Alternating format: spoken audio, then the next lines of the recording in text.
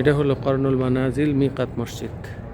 অনেক সুন্দর এবং অনেক বড় একটি মসজিদ। এখান থেকে দৈনিক হাজার হাজার সম্মানিত আল্লাহর ঘরের মেহমানরা আসেন এই মিকাত থেকে এসে উমরার জন্য ইহরাম বেঁধে রাখেন।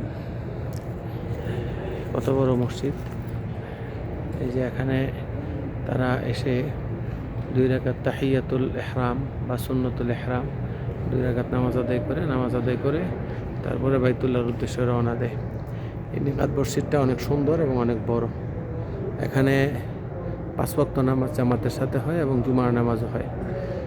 এই যে এখানে মিম্বর দেখা যাচ্ছে, এই মিম্বরে দাঁড়িয়ে ইমাম সাহেব খুতবা দেন এবং 5 ওয়াক্ত নামাজ সময় মতো হয়। এরপরে যখন উমরার জন্য হাজী সাহেবরা আসেন, এসে তারা তাদের মতো জামাতে নামাজ আদায় করে ইহরামের জন্য নামাজ পড়ে এখান থেকে উমরার জন্য ইহরাম করে চলে যায়।